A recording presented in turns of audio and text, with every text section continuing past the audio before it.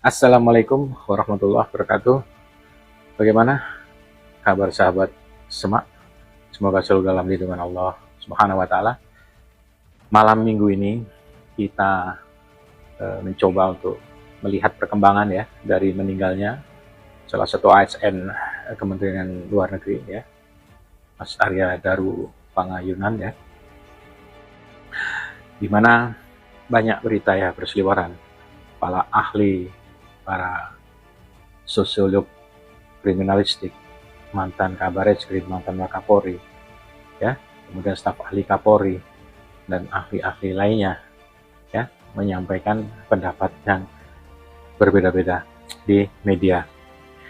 Tapi saya tertarik dengan apa yang disampaikan Pak Ugro-Seno, ya, mantan Wakapolri, di mana beliau melihat jangan hanya ini bunuh diri atau ini pembunuhan, tapi coba lihat 50% ini bunuh diri dan 50% ini dibunuh.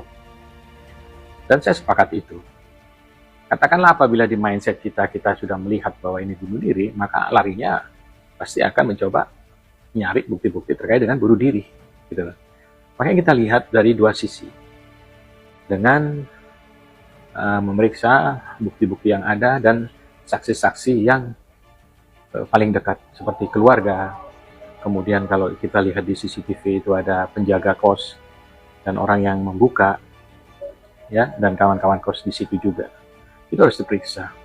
Tapi yang perlu kita bahas lanjutan adalah terkait dengan CCTV ya, yang kita lihat lagi di media, bahwa pada sekitar 12:30 malam itu ada orang tidak pakai baju ya, tapi pakai sarung, itu mondar-mandir dan dua kali mondar-mandir di situ sambil memegang handphone kayak seperti telepon.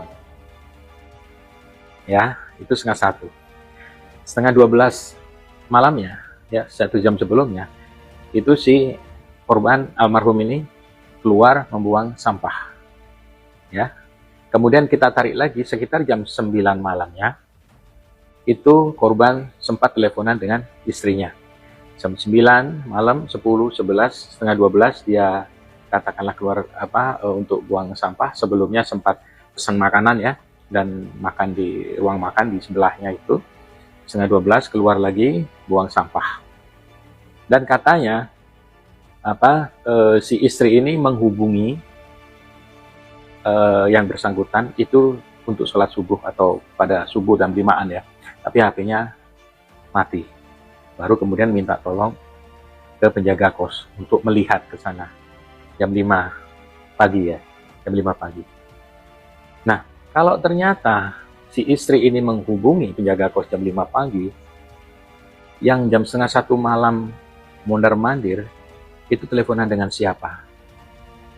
Saya tidak menuduh. Tapi ini harus menjadi titik tekan juga buat penyelidik untuk memeriksa segala alibi yang ada. Dari CCTV semuanya diperiksa alibinya, termasuk adanya waktu tadi itu. 12:30 malam mondar-mandir, padahal istri hubungi jam 5. Kalau dibaca dari media massa. Ya. Kemudian baru jam 7:30 ada pendobrakan jendela tersebut. Dan ingat, jendela itu pun, slot jendelanya itu tidak turun loh. Waktu coba dicongkel itu tidak turun. Dan diindikasikan kalau saya lihat korden itu nyelip ke jendela sepertinya. Makanya begitu mau dibuka, itu kayak goyang gitu kan. Itu harus dicek, ya kan? Harus diperdalam oleh pihak kepolisian. Ini kalau ingin melihat dari sisi sebelahnya, sisi ini korban pembunuhan 50% tadi. Di samping itu tidak selalu korban itu ketika tidak ada tanda kekerasan berarti itu bunuh diri, tidak demikian juga. Karena bisa jadi si korban ini dibius, bisa jadi, makanya harus dilihat dari hasil otopsinya nanti.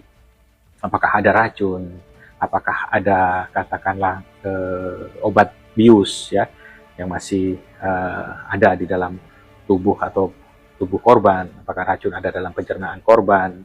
Kemudian harus diperiksa juga sebenarnya jaringan epitel, seperti jaringan di kuku-kuku korban. Itu kalau misalkan dia sempat pegang orang atau apa, ya, itu pasti ada jaringan yang tertinggal. Atau rambut.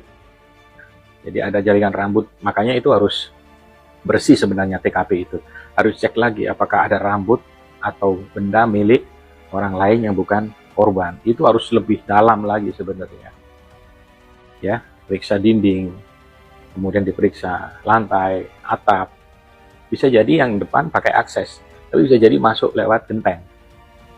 Karena kalau kita lihat tadi, walaupun itu pakai akses, tapi seperti apa pagarnya itu kelihatan ya, bisa melihat ke dalam bisa. Dan genteng itu rumah lama ya, bisa dimasukin juga sebenarnya. Itu. Dan yang penting lagi terkait dengan CCTV. Itu bukti yang sangat kuat. Tetapi, ada tetapinya. CCTV tersebut jangan sampai ada keskip 5 detik saja. Jadi polisi harus benar-benar cermat melihat bahwa CCTV tersebut itu memang on 24 jam. Tidak ada keskip saat 2-3 detik lah. Atau 5 detik tidak ada yang keskip sama sekali. Gitu loh. Katakanlah misalkan dari jam 9 malam sampai pagi, ya itu terus. On terus. Tidak ada keskip, error, atau mati sebentar atau apa. Kalau ingin melihat itu, misalkan ada bunuh diri apa enggak, ya kan? Itu harus on terus. Gitu loh. Karena ini menjadi menarik. Dan sebagaimana disampaikan di podcastnya Bang BW ya, itu ada The Lock Room Mystery. Ya, nah itu pernah ada kejadian di Amerika memang. Itu tahun 1930-an.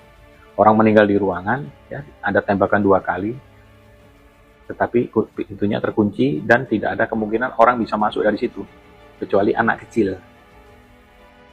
Gitu loh. Kalaupun ditembak dari luar, itu karena ada seperti apa bekas kebakar, itu katanya harus dekat begitu. Dan itu kabarnya tidak kebongkar sampai sekarang. Tapi waktu itu memang belum ada CCTV atau bukti-bukti ilmiah lainnya begitu. Makanya kami berharap kepada pihak kepolisian ya, memeriksa ini secara objektif dan profesional ya. Harapannya apa? Harapannya perkara ini bisa terungkap sejelas-jelasnya ya, tidak menimbulkan pertanyaan dan kegundahan dari masyarakat ya, serta menghilangkan anasir-anasir negatif ya dalam penyelidikan dalam perkara ini. Mungkin itu yang bisa saya sampaikan dan mudah-mudahan bisa menjadi masukan ya pihak yang berwenang.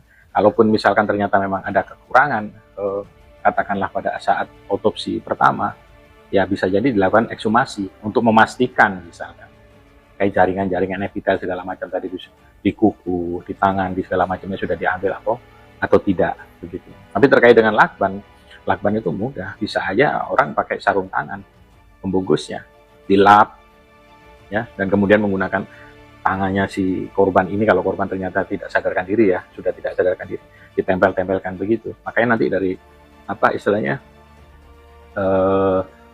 kelihatan nanti dari tangan atau sidik jari di lakban itu apakah memang korban sendiri yang melakban atau ada orang lain yang melakban tapi kemudian tangannya korban ditempel-tempelkan begitu.